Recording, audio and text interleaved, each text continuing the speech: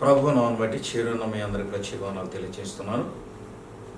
ఈ సమయంలో ఉపవాసం యొక్క ప్రాధాన్యత అనే అంశం మీద రెండో భాగంగా మనం చర్చించుకోవడానికి ముందుకు వెళ్తున్నాం. ఇశ్రాయేలు చెర నుండి విడుదల పొందాక 4 సందర్భాలలో ఉపవాసం ఉండేటువంటి వారు. ఒకటి, శత్రువులను ఓడించడానికి. రెండవది, పాప క్షమాపణ పశ్చాత్తాపం. మూడవది, దేవుని చిత్తాన్ని తెలుసుకోవడానికి సంఘంలో ముఖ్యమైన నిర్ణయాలు తీసుకునే ముందు ఉపవాసం ఉండేటువంటి వారు.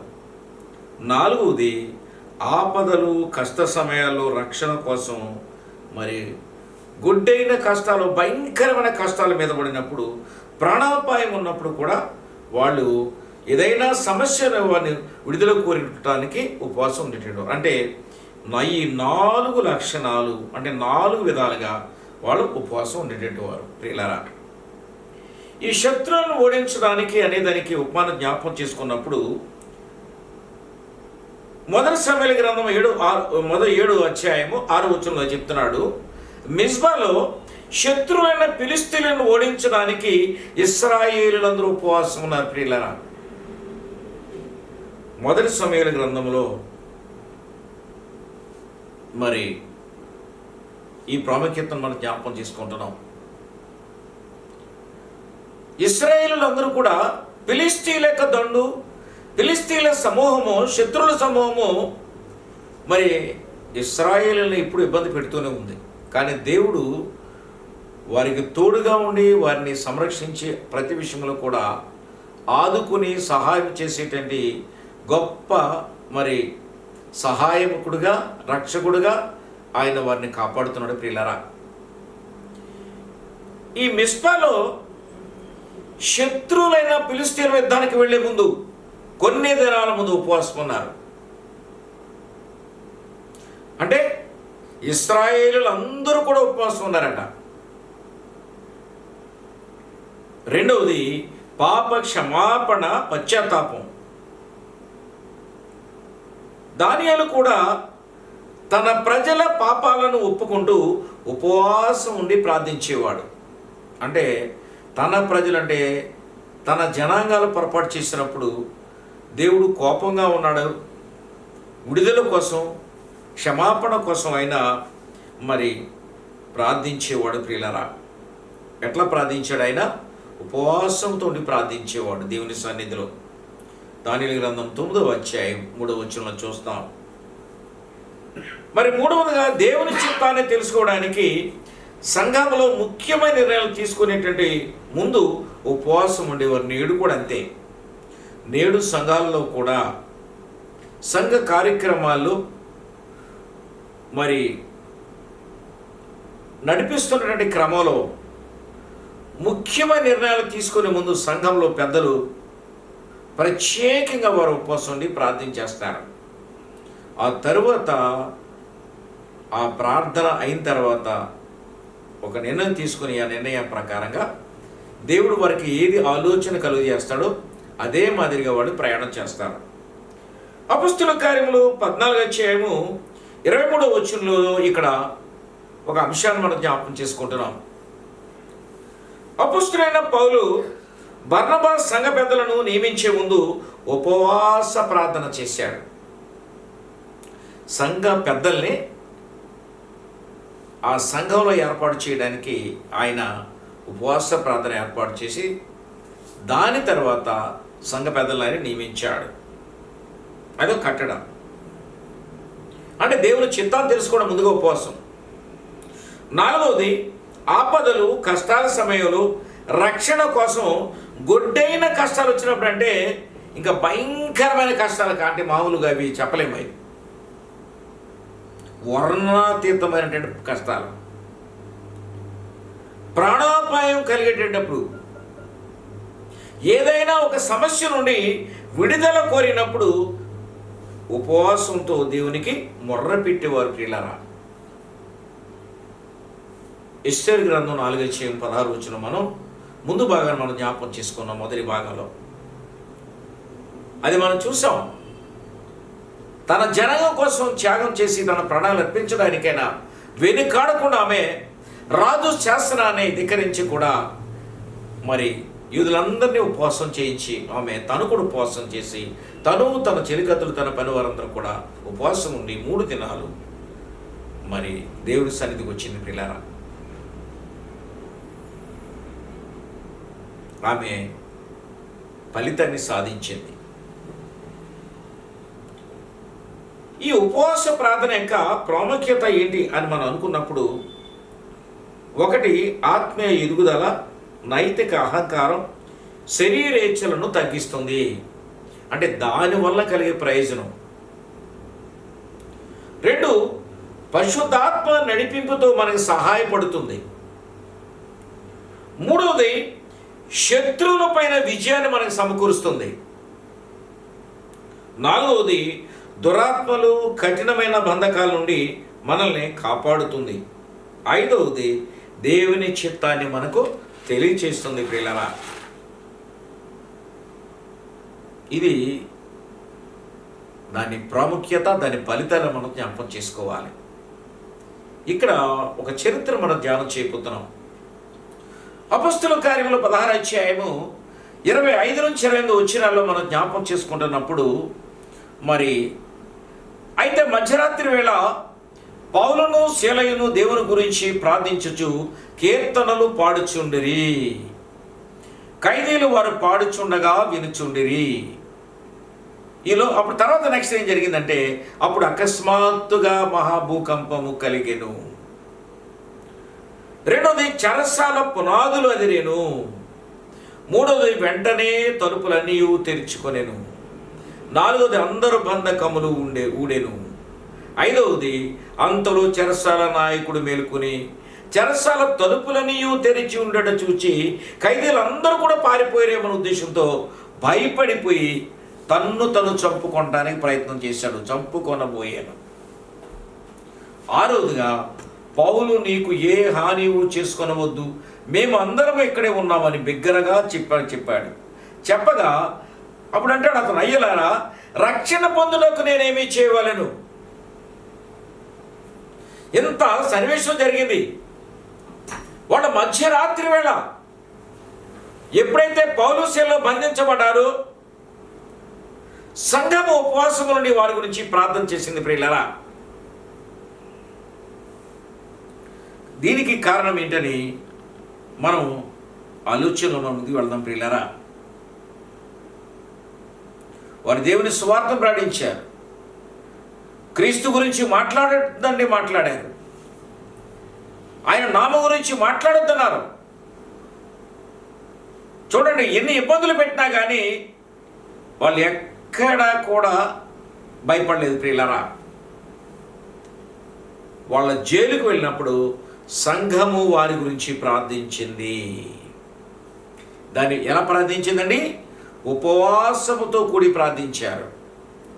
ఎట్లా ఉన్నారు ఉపవాసంతో వారు చేసే ప్రార్థన అంటే, ఎంతమంది అయితే ఉన్నారో సంఘములో అంతమంది కూడా తెల్లవారులు కూడా ప్రార్థన చేస్తూనే, వాళ్ళు బంధించి ఎప్పుడైతే జైల్లో వేశారో బంధించిన నాటి నుంచి అలా చేస్తూనే ఉన్నారు ప్రియులారా. ఆశ్చర్యకరమైన విషయమే. ఇది ఎలా జరిగిందని చూసినప్పుడు, పౌలు సోది చెప్పేటటువంటి ఒక అమ్మాయి, 14 సంవత్సరాల అమ్మాయిని దురాత్మ చేత ఆమె నడిపించబడి సోది చెబుతూ ఉంటే, ఆ క్రమం నుంచి రోజు పౌలు శీలలు ప్రార్థనకు వెళుతుండేవారు. ఆ క్రమంలో ఆమె ఎదురుగా వచ్చి మాట్లాడేది, వీళ్ళు సర్వోన్నతమైన దేవుని కుమారులు, దేవుని బిడ్డలు అని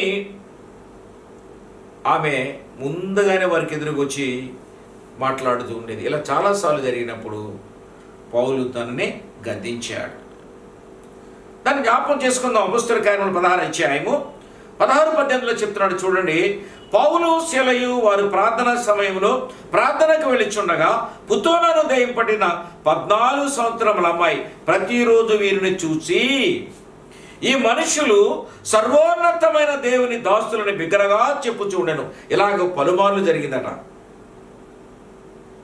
ఈ అమ్మాయి క్యారెక్టర్ ఏంటంటే ఈ విధంగా చెప్పి ఆమె యజమానులకి లాభం సంపాదించి పెడుతుంది. కొన్ని రోజులు గడిచిన తర్వాత రోజు ఇలా జరుగుతున్న క్రమంలో మరి పౌలు వ్యాకులు పడి అయ్యో ఈమె ఈ స్థితిలో ఉందా అని చెప్పి విని ఆ దృశ్యాన్ని చూసి ఆయన చెలించిపోయి అప్పుడు నజరేయుడైన యేసుక్రీస్తు నామములో నీకు కలిగిన దురాత్మను విడుదల చేస్తున్నాను, నీవు తక్షణమే వెళ్ళిపోమని చెప్పగానే ఆ దురాత్మ అక్కడి నుంచి వెళ్ళిపోయింది. ఆమె మామూలుగా అయిపోయింది. ఆ పిల్ల అయిపోయిన తర్వాత ఎవరైతే అమ్మాయిని అడ్డం పెట్టుకుని వ్యాపారం చేస్తున్నారో, సోది వ్యాపారం చేస్తున్నారో వారికి ఇబ్బంది కలిగి అమ్మాయి ఎప్పుడైతే దురాత్మ విడిచి వెళ్ళిపోయిందో వారి దగ్గర వెళ్లకుండా ఆమె మందిరంలోకి వచ్చి వీళ్ళు పౌలు శీలను వెంబడించింది. ప్రియులారా, ఈ విషయాన్ని వాళ్ళు మరి యాజకులను, ప్రధాన యాజకుల దగ్గర రిపోర్ట్ చేశారు. మా జీవనోపాధి పోయింది, మా పరిస్థితి ఇలాగ అయిపోయింది, మేము ఒక అమ్మాయిని పెంచుకొని మన నడుస్తూ ఇలా ఈ విధంగా ఆమెను మరి ఆమె ద్వారా మేము సోది చెప్పించుకొని బ్రతుకుతూ ఉంటే మా బ్రతుకు తీరిపోయింది, మా బ్రతుకులు ఇలాగ అయిపోయినాయి అని చెప్పి వాళ్ళ దగ్గరికి ఫిర్యాదు చేసినప్పుడు వారు ప్రధాన యాజకులు శాస్త్రులు ఏం చేశారంటే విషయాన్ని విని పౌలు శీలను కూడా పిలిపించి చెరసాలలో వేయించారు. బొండం కట్టి, కాళ్ళకి బొండం కట్టి కదలకుండా మెదలకుండా వేశారు. పెద్ద తాళాలు వేశారు, తలుపులకి గొలుసులతో కట్టించేశారు.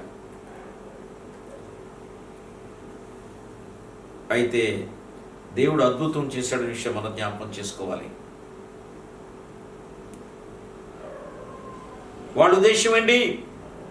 రోమీలైనను మనము అంగీకరించడానికైనను చేయటకైనను కూడని ఆచారంలో వీరు ప్రచురిస్తున్నారు. వాళ్ళ మీద మోపిన నేర మీద మనం జ్ఞాపకం చేస్తున్నాను ఇక్కడ నేను. రోమీలైన మనకే లేనిపోని ఆచారాలు, లేనిపోని యొక్క ప్రణాళికలు, లేనిపోని సిద్ధాంతాలు మన మీద వీళ్ళు క్రొత్తగా తీసుకొచ్చి మనకు అంట పెడుతున్నారు. చేయకూడని ఆచారాలు వీరు నేర్పిస్తున్నారు, వాటి గురించి ప్రచారం చేస్తున్నారు. అంటే క్రీస్తుని గురించి చెప్పాలంటే ప్రియులారా, మన పట్టణమును గలిబిలి కూడా చేస్తున్నారని చెప్తున్నారు ఇక్కడ అని. న్యాయాధిపతుల దగ్గరికి వెళ్ళినప్పుడు న్యాయాధిపతుల ఆ విషయాన్ని విని వారి వస్త్రములను తెలాగి వేసి వారిని బెత్తములతో కుట్టిరి. భయంకరంగా కుట్టారు, రక్తాల కార్యంలో కుట్టారు ప్రియులారా. కానీ దేవుడు వారిని జ్ఞాపకం చేసుకున్నాడు. వాళ్ళు ఒకటే మాట అన్నారు, మేము చనిపోయినా బ్రతికినా ఆ క్రీస్తునే మేము స్తుతిస్తాం, పాటలు పాడుతాం, ఆయనని మేము మహింపరుస్తాం, మేము చనిపోయినా పర్వాలేదు, రక్తాల కారణం పర్లేదు అనుకున్నారు. కానీ దేవుడు అద్భుతం చేశాడు. భయంకరమైన చెరసాల పునాదులు ఊడిపోయినాయి, అదిరిపోయినాయి, భూమి కంపించిపోయింది. చూడండి, బంధకాలన్నీ కూడా ఊడిపోయినాయి, ఖైదీల బంధకాలన్నీ కూడా ఊడిపోయినాయి ఒకేసారి. వీళ్ళందరూ కూడా లైటింగ్ అంతా పోయింది. ఆ తలుపులు ఊడిపోయేటప్పటికి చెరసాల నాయకుడు, జైలు అధికారి ఏమనుకున్నాడు, వీళ్ళందరూ పారిపోయారు కదని చెప్పి, అయ్యో నా ఉద్యోగం పోద్ది, నాకు శిక్ష పడిపోద్ది అని చెప్పి భయంతో అతను చంపుకోవడానికి ప్రయత్నం చేశాడు. పౌలు ఏమన్నాడు, దయచేసి నువ్వు చంపుకోవద్దు, మేమందరం ఇక్కడే ఉన్నాం, డోంట్ వెరీ. అప్పుడు అతను ఆశ్చర్యపోయాడు, వీరిలో ఇంతటి న్యాయం ఉందా, వీరిలో ఇంతటి నీతి ఉందా అని చెప్పి అతను ఆలోచన చేసి అతడు చేసిన అపరాధాన్ని సాగిలిపడి వారి దగ్గర ఒప్పుకుని వాళ్ళ రక్తాలు తుడిచి ఇంటికి తీసుకుని వెళ్ళిపోయి కట్లు కట్టి వారికి మంచి ఆహారం పెట్టి నూతన వస్త్రాలు ఇచ్చి వారితో ప్రార్థన చేయించుకుని దీవెన పొంది, అయ్యలారా రక్షణ పొందుటకు మేమేమి చేయాలని అడిగారు అక్కడ. అయితే ఒకే ఒక మాట చెప్పాడైనా, నజరేయుడైన యేసుక్రీస్తు నామములో నీ పాపములు ఒప్పుకుని నువ్వు పశ్చాత్తాపడి ఆయన నా కొరకు చనిపోయి తిరిగి లేచాడు విషయాన్ని నీవు నమ్మినట్లయితే నువ్వు రక్షణలోకి వచ్చినట్లే. అలాగే సాగిలిపడ్డాడు, ఒప్పుకున్నాడు, ప్రలాపించాడు, చేసిన తప్పుకి క్షమాపణ అడిగాడు. నా చేతులతో మిమ్మల్ని కుట్టారని చెప్పి చాలా మరి దుఃఖపడిపోయాడు ప్రియులారా. ఇక్కడ మనం జ్ఞాపకం చేసుకునే విషయం ఏంటంటే సంఘము యొక్క ప్రార్థన, పౌలు సేవల యొక్క ప్రార్థన ఫలితం చెరసాల పునాదులు కదిలిపోయినాయి, అందరి బంధకములు ఊడిపోయినాయి, మహాభూకంపము కలిగెను. అకస్మాత్తుగా జరిగిందంతా కూడా. తలుపులన్నీ కూడా తెరుచుకుని పోయినాయి, గొలుసులన్నీ తెగిపోయినాయి. ప్రియులారా, ఇది ఆశ్చర్యకరమైన విషయం కదా. దేవుడు తన బిడ్డలను రక్షించుకుంటాడు. మీరు మెలకువని ప్రార్థన చేయండి. ఏమిటా మెలకువ? విశ్వాసమనే మెలకువ, నీతి అనే మెలకువ, సత్యం అనే మెలకువ, సమాధానం అనే మెలకువ, నిరీక్షణ అనే మెలకువ. ఇలాంటి మెలకువ మనం కలిగి ఉంటే ఖచ్చితంగా మన ప్రార్థన దేవుడు వింటాడు, జవాబిస్తాడు. విషయాన్ని మనం రూఢిగా నమ్మాలి.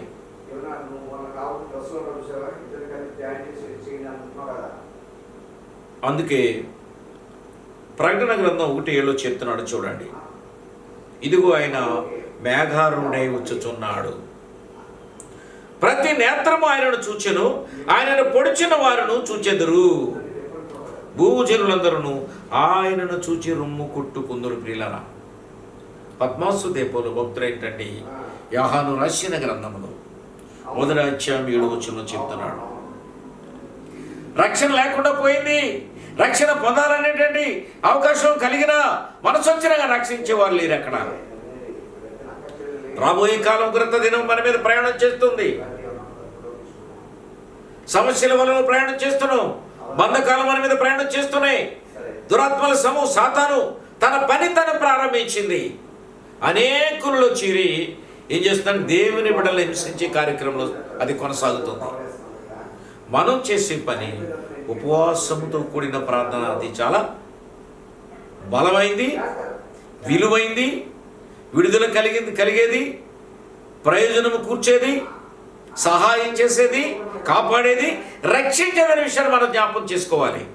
తక్షణ సహాయం కోసమే మనం దేవుని సహాయం కోసం ఉపవాసం మనం ప్రార్థన చేస్తాం.